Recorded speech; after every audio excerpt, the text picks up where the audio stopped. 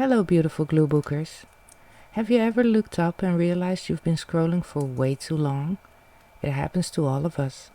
10 minutes turn into an hour, and at the end of it, you don't feel refreshed, just drained.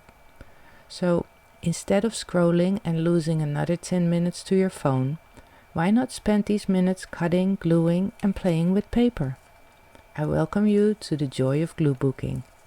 It's simple, screen-free, and by the end of these 10 minutes, there will be a page you made and can actually keep. Infinite scrolling feels endless because it never really ends. There's always the next post, the next video, the next story. It just keeps going. And even though it might feel like we're taking a break while we're scrolling, most of the time it just leaves us tired, overstimulated, and empty-handed. I am Deborah. Welcome back to the collage table. I've got my glue book and some scraps and magazines ready, so let's see what we can make in the next 10 minutes while we talk about breaking the scroll habit. Right now I'm using an old book and a couple of magazines. I do have some tins with cutouts and scraps nearby, but you can do this with whatever you have around. By the end of this video, a whole new spread will be finished. And the best part is, you don't need any fancy supplies. Just 1 or 2 magazines can already be enough. So grab your scissors and a glue stick and you're ready to start. I used to lose whole evenings to it. And honestly, let's not pretend, I still fall into it sometimes.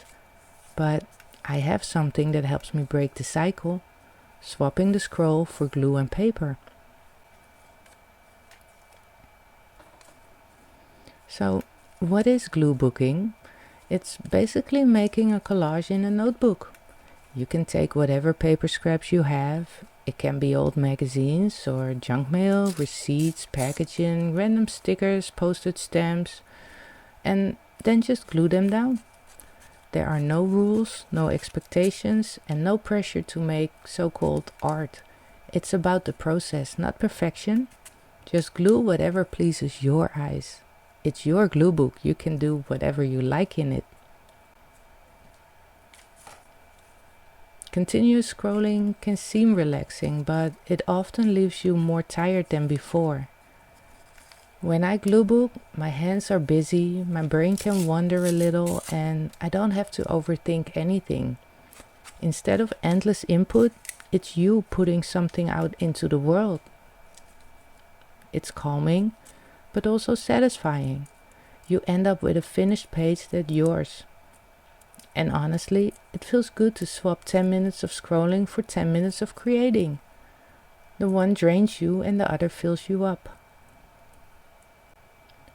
One of the things I notice when I switch from scrolling to gluebooking is how different it feels to use my hands. Scrolling is just the same motion over and over, moving your thumb. But cutting, tearing, gluing, those are real movements, different movements. They slow you down in a good way, and there's something about handling paper and scissors that brings you fully into the moment, not somewhere in the endless stream of other people's posts and thoughts. And another reason gluebooking is such a good swap is the personal randomness of it. When you're scrolling, the algorithm decides what you see, nudging your attention, your likes, and often even dictating your mood. But when you're flipping through a magazine or a pile of scraps, you yourself decide what stands out to you. You know better than any algorithm what catches your eye, what appeals to you. Sometimes I'll grab an image for no apparent reason at all, and later it ends up being the centerpiece of a page. Those little surprises are a big part of the fun. Gluebooking gives you back control. You're following your own curiosity instead of someone else's programming. There's no feed pushing you forward, no hidden agenda dictating your choices, no fake news or AI to uncover. You don't need a plan and you don't need it to make sense. The randomness keeps it interesting, and every page or spread turns out differently. Each choice, each cut, each swipe of the glue stick is yours, and that freedom is a quiet kind of joy. If you want to try this, don't overcomplicate it. Just start. Grab any notebook or journal you've got around. Many people use regular composition notebooks. Gather a few scraps, junk mail, flyers, old wrapping paper is great. Anything with colors or images on it. Flip through quickly, cut out or tear out whatever catches your eye, and start gluing. Don't worry about themes or whether things match or if you're doing it the right way. Just move pieces around until they feel right to you and stick them down. That's really it. Trust me, it's that easy. And in the same amount of time you spend scrolling through 10 more posts, you'll have created a page of your own. And the more you do it, the more fun it gets. And yes, you can of course do themes. Like I like to play with on-must glue books, where you just glue down a gazillion of the same type of things on one spread. Like a spread full of just watches or old birds or old plants, whatever you like. Or what I also really enjoy doing is working on color-based or rainbow glue books, where you simply fill every spread with things all in the same color.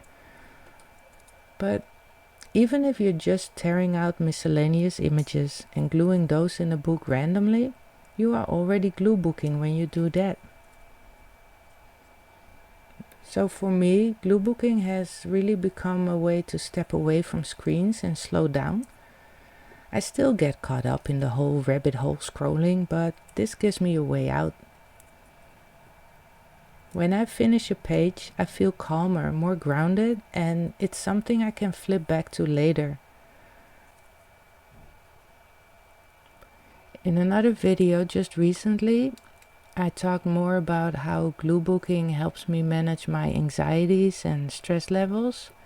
So if that's something you're dealing with too, you might want to check that one out after this one. I'll put a link up on screen and in the description for you. So honestly, for me, glue booking is a lot more satisfying than wondering where another hour on my phone went. You know, so the next time you catch yourself lost in the scroll, just grab a glue stick and a notebook instead. 10 minutes is really enough to break the cycle, and you know, your feet will still be waiting for you when your spread is finished. But from that moment on, your glue book will be there waiting too. And if you like some more inspiration for your own pages, I've put together a playlist of my finished glue book flip-throughs, so you can check that out also and see how these little sessions come together over time. So for now, thank you so much for watching.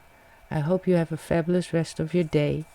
And if you haven't already, please like and subscribe. It means a lot. Till next time, bye.